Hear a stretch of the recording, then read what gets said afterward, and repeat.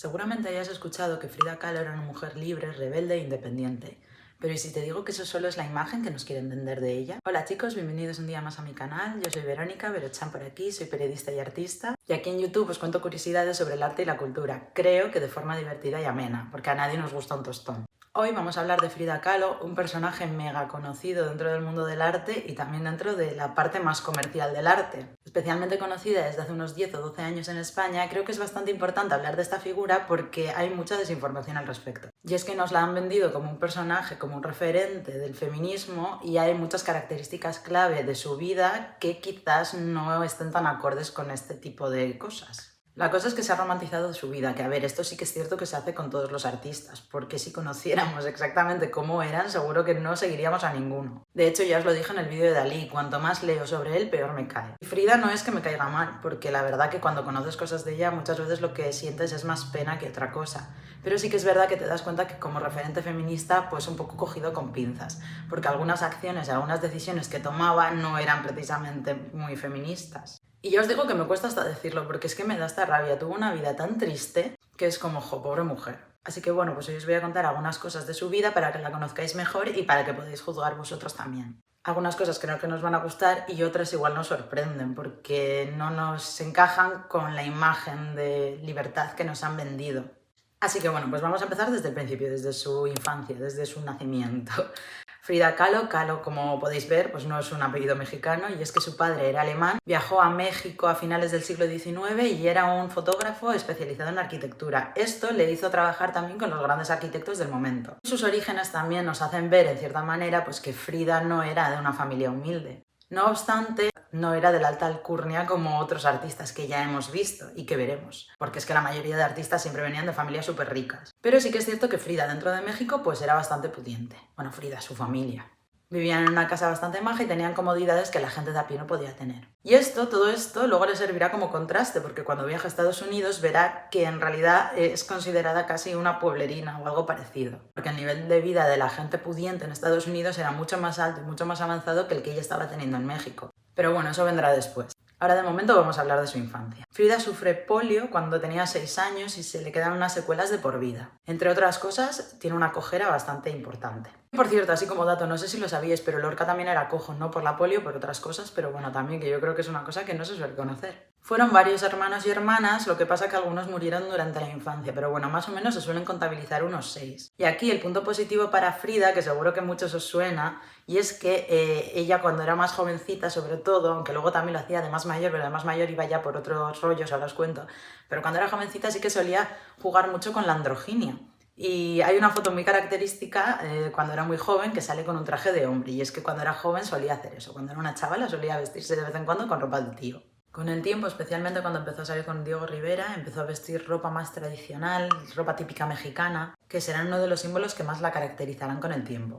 Por cierto, como veis, yo también me he puesto una camisa así un poco parecida que he encontrado por casa que creo que podía quedar bien para contextualizar. En esta etapa sí que de momento punto para Frida. Luego viene un personaje que nos va a caer mal a todos porque probablemente ya os caiga mal de antes si sabéis un poquito de su vida, que es Diego Rivera, pero luego hablamos de él. Siempre me adelanto y luego me arrepiento y me hago un lío. Pues es eso, que ya partimos de que desde la infancia Frida tenía problemas de salud porque todo venía un poco de la polio, pero bueno, más o menos ella iba tirando, ¿no? Pues con un poco de cojera, no sé qué, pero bien. Siempre fue una niña muy alegre y muy optimista y esto lo vamos a ver hasta el final de sus días. Algo que sí que creo que es admirable porque con la vida tan trágica que vivió, ser optimista tenía que costar mucho, mucho. Y es que Frida también sufrió un accidente de tranvía, que es lo que ya cambiaría su vida para siempre. Ella iba en un autobús, el autobús chocó contra el tranvía y una barra la atravesó, creo que la pelvis puede ser, no sé, es algo como súper desagradable. Y esto le generó un mogollón de lesiones en la espalda, en la cadera, en un montón de zonas del cuerpo que la hicieron pasar por más de 30 operaciones a lo largo de su vida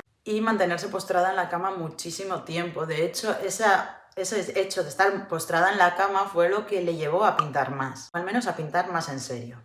Al final una cosa tan dura para una persona joven creo que te hará pensar y te hará pues un poco intentar buscarle sentido a tu vida y un poco a lo que tú quieres ser. Cuando tenía 15 años, solo 15 años, es que era súper joven, conoce por primera vez a Diego Rivera. De hecho, yo era una estudiante, le conoce en el centro donde estudiaba, que era la Escuela Nacional de Preparatoria de Ciudad de México. Él estaba en el anfiteatro haciendo un mural y ella, que lo admiraba, pues se acercó a hablar con él. Y afortunadamente ahí no pasó nada, pero bueno, pasó poco después. Y es que además se llevaban 21 años, o sea, era una diferencia de edad enorme. Y yo no sé qué le pasaba, que podía fijarse en ese señor, no sé si era miope o algo peor, no lo sé, no lo sé.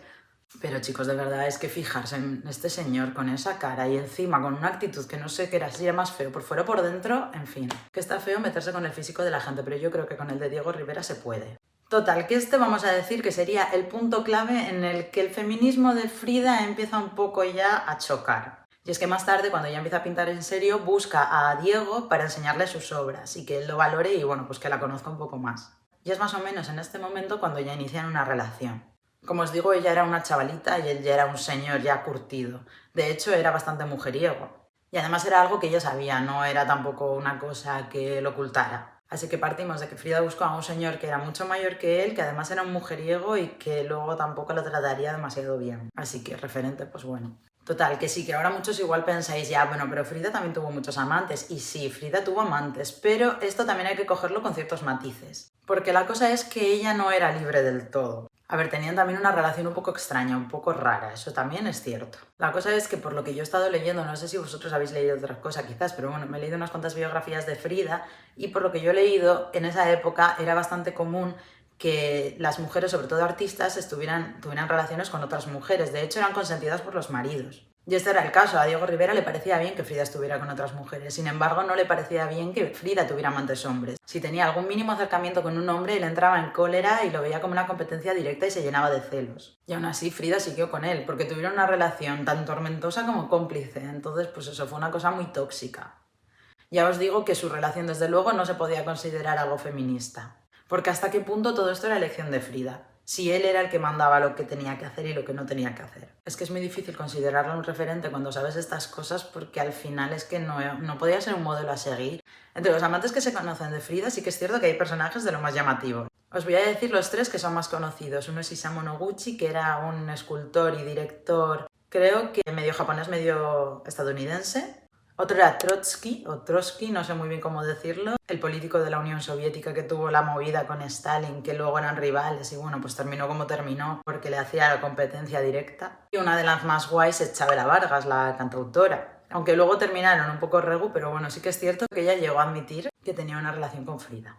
Y bueno, pues al final, viendo con qué gente estuvo liada, sí que es cierto que podemos ver pues, que Frida tenía unas ideas bastante progresistas, bastante de izquierdas, que estuvo con Trotsky. Vamos a ver. Pero bueno, esto era lo que hacía que otros artistas no le cayeran muy bien, como por ejemplo el caso de Salvador Dalí, que le parecía un pijo y no le molaban mucho sus ideas. Sin embargo, no es para nada raro ver ilustraciones en las que salen ambos juntos. Porque como se han comercializado tanto como personajes, es como si fueran dos logos que se pueden juntar. Y si en realidad ellos se vieran juntos en esa tote bag, dirían, ¿qué coño hago aquí con este señor?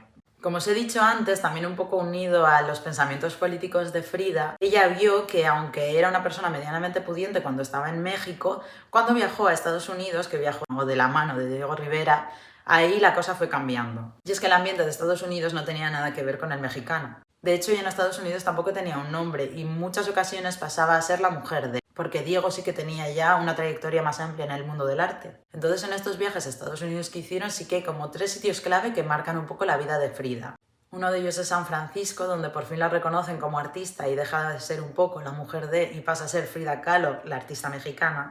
Luego está Nueva York, donde al principio está muy a gusto, pero luego empieza a ver las desigualdades y el capitalismo y empieza a generarle un rechazo bastante grande. De hecho, lo criticará durante bastante tiempo. Y Detroit, quizás la etapa más oscura porque sufrirá un aborto espontáneo que le marcará para siempre. De hecho, Frida no tuvo hijos porque aunque se quedaba embarazada, siempre abortaba y no seguían adelante. Esto es algo que le marcó mucho porque ella sí que hubiera querido tener descendencia, entonces pues siempre se le quedó como un poco en el corazón no haber podido tener hijos.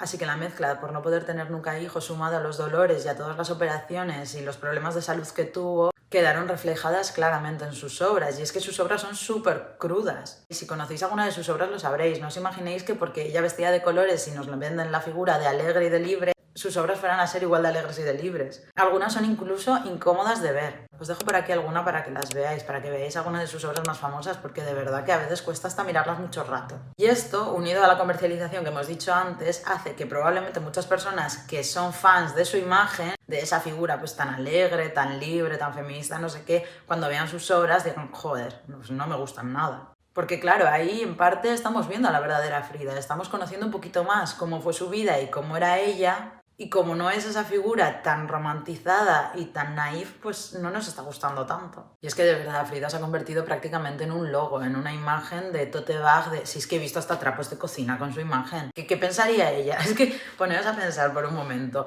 Yo me pongo a pensar que yo como artista ya no sé, o sea, no se hagan tan famosas mis obras como mi imagen. Y estoy yo ya con San Pedro, ¿no? Y llevo bastante tiempo. Y veo que me hacen, es que no sé, un cojín para poner en el sofá, unos trapos de cocina para secar los platos con mi cara. No sé, se nos ha ido un poco la olla, yo creo, con estas cosas. Sobre todo para una persona que estaba tan en contra del capitalismo, de verdad que verse en un cenicero dirá, pero a ver, ¿qué está pasando? Y bueno, pues nada, a grandes rasgos, esto es lo que sería un poco la vida de Frida Kahlo, por lo menos los diferentes detalles que no conocemos tanto de ella, que no se conocen a nivel general, y que al mismo tiempo nos hacen saber un poquito más de su forma de ser y de las relaciones que tuvo. Creo que son unos cuantos datos que son importantes conocerlos, aunque sí que son bastante tristones porque de verdad que su vida fue muy dura.